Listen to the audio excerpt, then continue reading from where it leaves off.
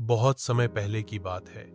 एक हरा भरा, शांत और सुंदर जंगल था, जहां सूरज की किरणें पेड़ों की टहनियों से छनकर जमीन पर सोने जैसे बिखरती थीं।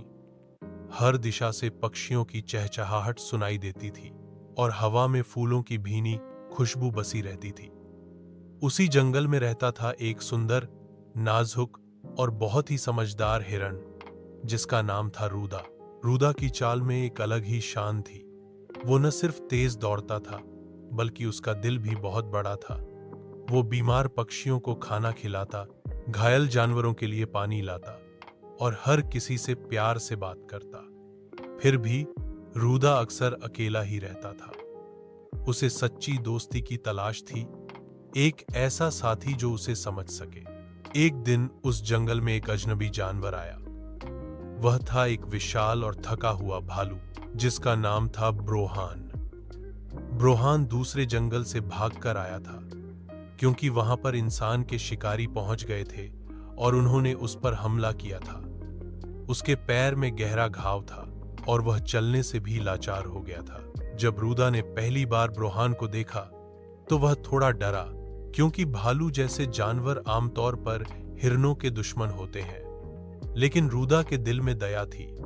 वह धीरे धीरे ब्रोहान के पास गया और बोला, तुम्हें चोट लगी है, क्या मैं मदद कर सकता हूं?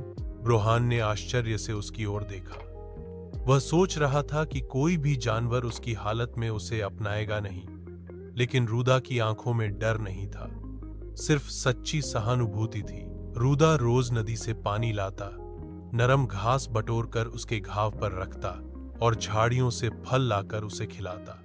धीरे धीरे ब्रोहान की हालत बेहतर होने लगी। उसका घाव भरने लगा और वह चलने में सक्षम हो गया। पर इस बीच दोनों के बीच एक गहरी दोस्ती बन चुकी थी। अब वे हमेशा साथ रहते, सुबह मिलकर खाना ढूंढते, दोपहर में पेड़ की छांव में आराम करते और शाम को नदियों के किनारे बैठकर सूरज के डूबने का आनंद लेते। एक मजबूत, शक्तिशाली भालू और एक चप्पल, नाजुक हिरण। ये जोड़ी जंगल में सभी के लिए प्रेरणा बन गई थी। लेकिन शांति ज्यादा समय तक नहीं टिकी।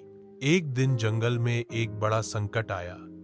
इंसानों का एक शिकारी दल जंगल में घुस आया।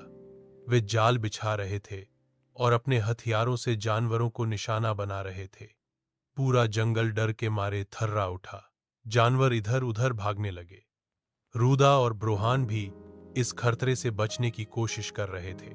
इसी अफरा तफरी में एक जाल रूदा की तेज रफ्तार को मात दे गया। वो उसमें बुरी तरह फंस गया।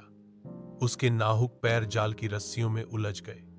वह बहुत जोर से चिल्लाने लगा, लेकिन जाल बहुत मजबूत था। शिकारी उसकी तरफ बढ़ने लगे। ब्रोहान, जो पास के टीले के पीछे छिपा हुआ था, यह सब देख रहा था। उसकी सांसें तेज हो गईं। वह जानता था कि अगर उसने अभी कुछ नहीं किया तो उसका सबसे अच्छा दोस्त हमेशा के लिए चला जाएगा। बिना समय गंवाए ब्रोहान दहाड़ता हुआ शिकारियों की ओर दौड़ा। उसका गुस्सा देखकर शिकारी थोड़ी देर के लिए पीछे हट गए, लेकिन फिर उन्होंने बंदूकें तान दी। ब्रोहान ने परवाह नहीं की। वह सीधे जाल की ओर बढ़ा, अपने मजबूत पंजों से रस्सियों को फाड़ डाला और रूदा को बाहर निकाला। भागो रूदा, अभी भागो, ब्रोहान ने चिल्लाते हुए कहा। रूदा की आंखों में आंसू थे, लेकिन उसने एक पल की देर नहीं की और जंगल की गहराइयों की ओर दौड़ पड़ा। पीछे छूट गया ब्रोहान, अकेला, घायल, लेकिन मुस्कुराता हुआ, क्योंकि वह जानता था कि उसकी दोस्ती ने किसी की जान बचाई। शिकारियों ने गोलियां चलाईं। पूरा जंगल